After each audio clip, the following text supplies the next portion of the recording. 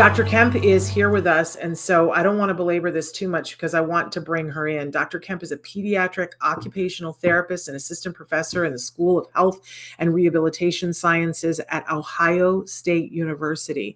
She has expertise in sensory integration. I know you guys are going to love that. Feeding and aquatics, which feeds her clinical teaching and research in adaptive sports. Dr. Kemp's primary professional area of interest is supporting students and educators in the use of evidence-based practice, as well as innovative ways to push occupational therapy into the community. She's here with us today to talk specifically about the number one cause of death in our kiddos on the autism spectrum. So let's please welcome Dr. Erika Kemp. Hello, thank you so much for having me. I'm so thrilled to have you here, and thank you for being so willing and changing the date at the last minute. We completely appreciate you. Sure, yeah, not a problem. So we do jargon of the day every day, and we just did our jargon today was elopement, because I thought, well, that's going to feed real well into the topic that we're talking about with you. I want to talk about swimming broadly with you, because I know that there's a wide variety of things that you can talk about here. Because obviously one of the things that we can do is teach them how to swim, right? But let's talk about what some of the challenges are around water all the way around from your point of view as an expert. Well, I think that, just as right before you brought me in, you were talking about it, right? These sensory aspects of swimming. So many people in general love the feel of the pressure of the water on their bodies. The reflection is gorgeous, especially if you are outside. Why do I see a cloud in the water? Why do I see a tree in the water? What happens when I throw a rock in the water, right? So there's all these aspects that draw people of all types and ages and diagnoses to the water, but particularly we find our autistic children are drawn to water. The problem then comes in if they don't have the basic skills to swim. That's the first one. But then also just that safety awareness in an aquatic environment. And what happens if I step into a lake? What happens if I get too close to the edge of a pool? And it's just so individualized, I think, to each kid, each person, as to what they need to be safe in an aquatic environment. But I think talk to us a little bit about, there are skills that we can be teaching our kids so that they do have, for instance, the gross motor skills to be able to demonstrate those in a water situation, correct? Right. So there's a lot of things that we can work on with our kids. So teaching them how to get in and out of a pool, making sure they have the upper body strength and the coordination to use a ladder. Right. And so you can do that in and out of a pool. You can also work on climbing a step stool in the house. Right. There's other ways to teach them that motor and then helping generalize over. You mentioned flotation earlier, and I think that's an interesting thing to think about. Do you teach your kid to swim with or without flotation? Most kids, as they get exposure to swimming, they're going to use a bicycle kick first. Mm-hmm. And that may not be a very efficient kick to move through the water. And so that gross motor piece of how do we teach them to use both legs with their legs in a little bit more of an extended, and do you do that with flotation or not? Because then if they've got that flotation, that's how they learned, when they get back into a body of water again and they don't have it, that can kind of mess with their body position and understanding of where they are and that motor plan. So kind of thinking about how you teach that piece of it. Well, you and your team have created an adaptive swim program. I want you to talk a little bit about it and what are some of the things that you think that are super important. We've had experts here on the show before who have talked about just what you were talking about, the floaty things, and said that it's not their recommendation. You didn't quite go that far, but I'm assuming that that's where your head is. I think it's hard for those of us.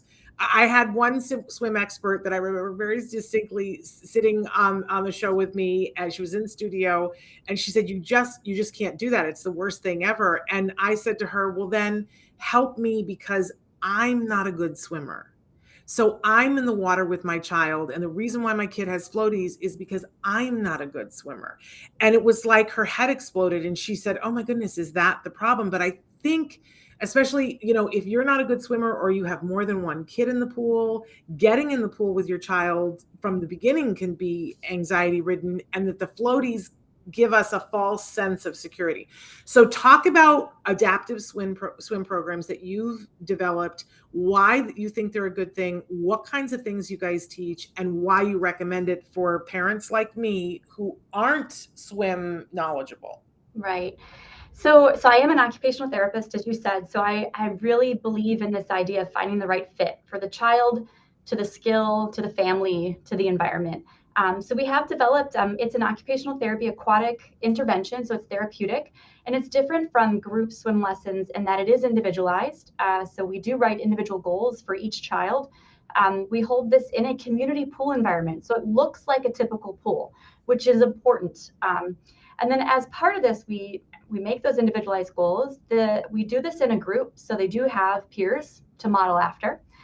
They have this primary relationship with this one swim buddy, is what we call it, and that safety and trust can be built with that individual. So I think doing this, that's one way that it makes it really different from a group swim lesson, is that they have one person they can trust. And we found that adding that really allows us to grade activities a little bit quicker for each child. We really are focusing on those basic safety skills. So getting in and out of the pool, being able to hold their breath, to go under, to submerge. And that may not be actually blowing bubbles. It might just be that they stop their breath flow and go under, because I think we focus too much on blow the bubbles. Well, I don't know why. Can I go under and come back up without coughing? Did I stop the flow of air? And then some basic floating, and being able to turn in their body to come back to the wall. So we take these things and we take these skills and put them at different stations throughout the pool. We individualize each station to each kid. We use a lot of play. Occupational therapists, we love to use play. And it's going to be, so we will have groups that are focused on all around Transformers. And then the next one is all about Disney princesses. And so the types of toys that we use a visual schedule. We use positive reinforcement when we need to. This idea of structured activities within a larger group has really made a big difference for this. And then we also teach that quote unquote hidden curriculum. Who is the lifeguard? Why should you know who the lifeguard is? What type of swimsuits are they wearing? We also do things like orient them to the pool depth, right? So where is the shallow end? Where does the depth start to get a little bit deeper? Because most drownings tend to happen where it just goes over their head, where they just realize, oh, that was too deep. So we orient both the parents and the kids to that as well. And then, sounds can be really tough in a pool environment. So working with whistles and bells or whatever it is that, and we work with the families on this. Where are you going to go? What kind of pool are you going to be at? And we find out, well, do they use whistles? Do they have a bell? Do they have a sound system? And kind of layer in some of those sensory challenges on top of all of this. And I think a lot of times people, because there are so many different aspects to this sensory wise, it becomes one of those things that gets relegated to the back burner. We're not going to work on the swimming thing because we're working on the speech or we're working on this, when in fact, you're working on a lot of different skills in the pool that have a global effect on everything that the child does. Talk a little bit about the things that you already have talked a little bit, but talk some more about some of the things that you teach, and then tell us some of the success stories that you've seen about how this transfers to other things as well, Dr. Kemp. Yeah, I really believe that sensory integration is a core piece that we all need to work on. You can't move without understanding your environment. You can't react emotionally, cognitively without understanding your environment. So we do use a lot of sensory approaches in the pool. And, we see overall confidence blooms with so many children once they have mastered sort of this motor skill or this sensory masterful of being able to do something. So, we have kids that are now doing synchronized swim teams that would have never put their head underwater. And now they're on a synchronized swim team. We've also had kids move on to like an adaptive inclusive swim team, like for stroke development. We've had people that have been able to then go to a typical community swim lesson after they figured out how this works and what this might look like and got some of that basic comfort with the water, they were able to go right back into their community, which is another great thing. There's a time and a place for a therapeutic intervention, and then there's a way for us to move kids into where they should be in the communities. So we've had a lot of different success with those types of things. Now, and you're doing research on this as well, correct? I am, yeah. And your initial research has been, what I'm hearing is that it's really great that the program is working and that it's helping in lots of different areas. So what's the next step now for the research? What happens next? So we've put 17 kids through this feasibility study to see, does this work? Does this work for parents? Do the parents like it? Do the kids like it? And the overwhelming response has been, I don't want it to stop, because the kids talk about swimming all day to their parents on the day that they get to come. It's been, the feasibility has been shown. So we did just receive funding from the American Occupational Therapy Foundation to put another 36 kids through to make sure that this tweak our protocol a little bit, add another measure for swim skills in, add some more engagement measures. And hopefully the goal when we finish this study, we should have a manualized protocol and a fidelity measure that any other site should be able to pick up and follow. Because I don't want this just to be here in Columbus, Ohio, right? We want this to be available. It's really hard to find adaptive lessons, right? And some of the, there are so many reasons why. But my hope is that if we can have this protocol and fidelity measure, that this could be reproduced kind of across the country. Well, that feeds right into some of the questions that they're writing online. People are saying, I didn't know that there was such a thing as an aquatic OT. I'm going to be honest with you. Although when we would get to the summer, it took us a lot of years to discover this, but one year we got to the summer and they offered us for the OT to meet my son in the pool twice a week. And I was like, was that always a thing? Was that a thing that we could have done during the summer months? I didn't know to ask for it. So I don't know if it was new or it had been there and they just weren't telling me, but I'm putting it out there for people. Call your school and say, is there a possibility to continue our OT in the pool? But for people who are writing in and saying, we're asking our local YMCA to do this, or I live in a rural area and there isn't much, what kinds of things do you suggest for those families, Dr. Kemp? Well, I think, reaching out to your local community, whatever pool is there, and working with them about it. And, a lot of times private lessons will work with someone who understands swimming. And then if you as a parent can educate that person on what works best for your child, how do they learn best? I think that's what we are really trying to tap into, is each kid is different. And so how does each kid learn? I've had one kid that learned by watching somebody else, and that's how she learned. I've had someone else that we've had to kind of motor them through. Then there's other ones where you have to I don't want to say trick, but use play to elicit that movement and repeat that over and over until they figure that out. So I think it's about you as a parent knowing, how does my kid learn best? And then finding someone that has that understanding of how do we go from basic safety, scared of the water, or maybe seeking and jumping in, right? And how do we teach that motor skill?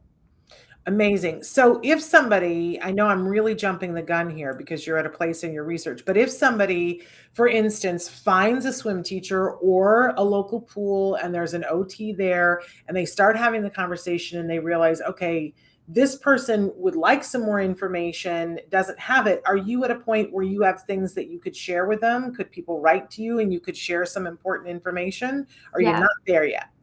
I am happy to talk, especially if they have an OT in their area. I'm happy to connect with that OT. I am starting sort of a list of people interested in this, so that as we get to that next phase, we can kind of push this out a little bit quicker. I'm happy to answer emails. So school has just ended in a lot of places, you guys. If you're not having OT over the summer, but you normally have it during the school year, it may be that, you had the opportunity in your IEP or they just sort of glossed over that, but it wouldn't hurt to send an email and to the OT and say, is this available? What kinds of things would you be doing? And then start the conversation, because I find that good educators want to learn more, and maybe they would be interested in some of the things that Dr. Kemp is talking about. Yeah, I think occupational therapists are a hidden gem. And so getting to know and love, whether that's through your school or through a private practice in your area, definitely, or an OT or OT assistant even would be a great match for something like this as well.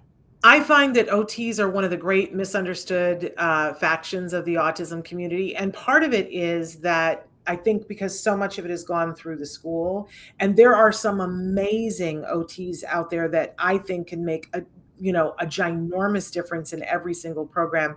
But there are OTs that are strictly following school guidelines and saying, we're just going to do this.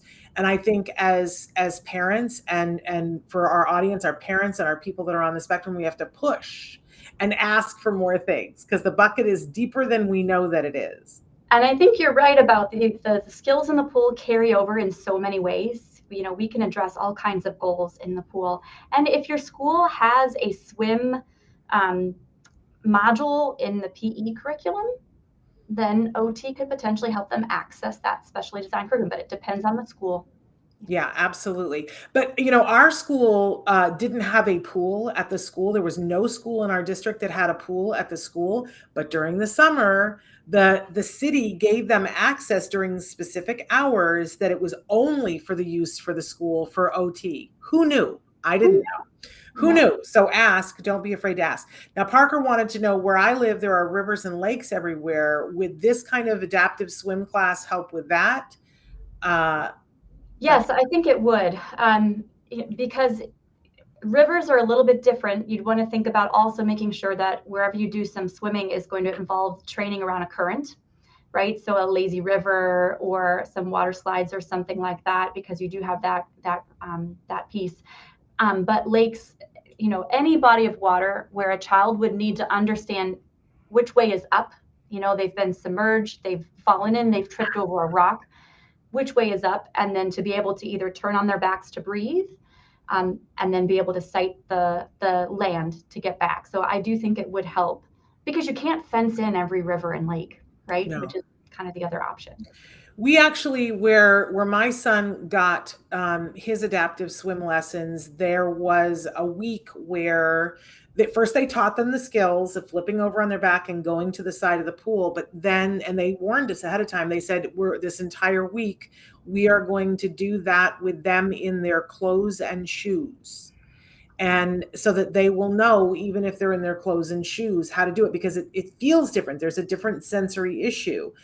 Is that something that you recommend, Dr. Kemp, or not? I think that's a great thing. Once your kid has those skills, is to then do it without goggles, because a lot of kids wear goggles for the sensory protection on their eyes, without goggles, and then yes, with some clothes and shoes on. And that way they know how to do that, because it does feel weird and it's heavy and it's cold. Yeah. Yep. And they did it over and over. And he thought it was great because they made it a game and he was fully clothed and he was like, what's happening? And like I said, they'd already taught him the skills, but then they would pick him up and throw him in the pool. And so he was like, oh, this is great. And there was a cheering team so that when he could turn himself over and get back to the edge and pull himself out, everybody would cheer. He thought it was fantastic. And I sat there and cried thinking, I hope he never needs to use this skill. Right. Yeah. Someone in the chat put the infant swim rescue, and that's another great program, especially for the young ones. There we go.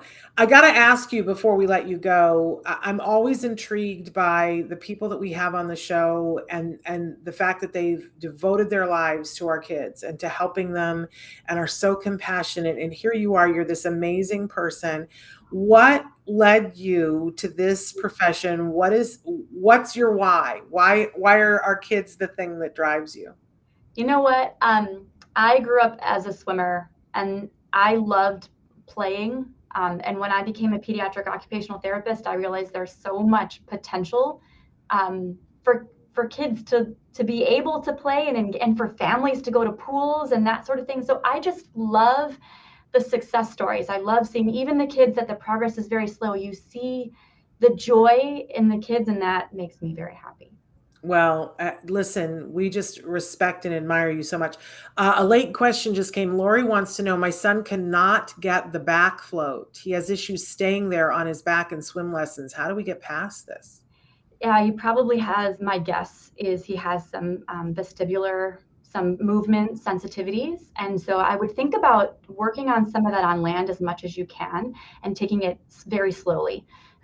But you can also just really work on treading water in an upright, almost getting a front float with the head up. If they won't go on their back, then that's the next thing we go towards. Can we do sort of a side or a front float with the head elevated? And it's interesting. Kids, once they learn to kind of relax, let their bodies go, it will eventually come. But back float can be tough because of that movement piece. Can I ask, because I love the sensation of floating on my back, but I'm somebody who has lots of inner ear issues and I get dizzy and I can't stand it when I have swimmer's ear with the water in my ear. I cannot stand it. So I won't float on my back because sometimes water gets in my ear. Is there something that you recommend that will keep water out of, because I'm wondering maybe some of our kids have this issue too, because it's the most unpleasant feeling in the world when you have that water stuck in your ear. Ugh. I agree. It is awful. If kids will tolerate wax earplugs, they mold really nicely. They also can help keep noise down in a pool environment.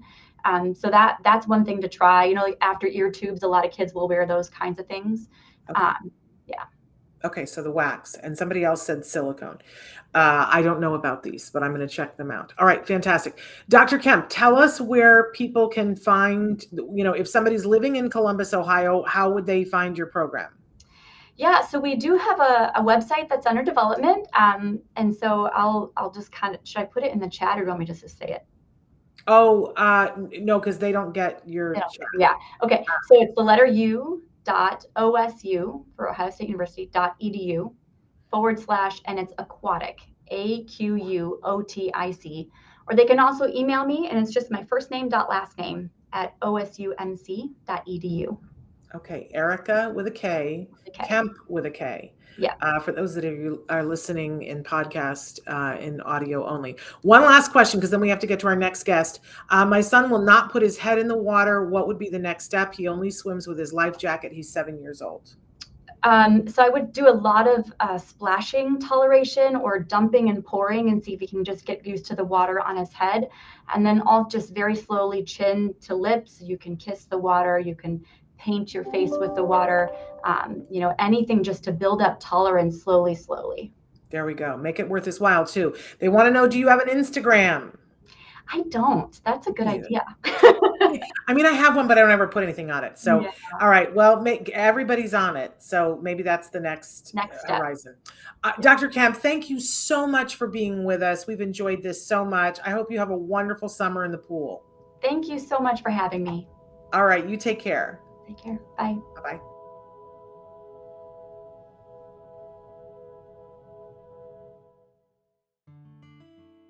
Thanks for watching Autism Live. If you found anything helpful in this video, please give us a like. In fact, make sure that you smash that subscribe button on YouTube and give us a like on Facebook. You can also follow us on Twitter and Instagram for important updates. And please download our free podcast wherever you get your podcasts. See you next time. Until then, give your kiddos a hug from me and one for you too. Bye-bye for now. To subscribe, click here. And if you'd like to check out some more of our videos, click here.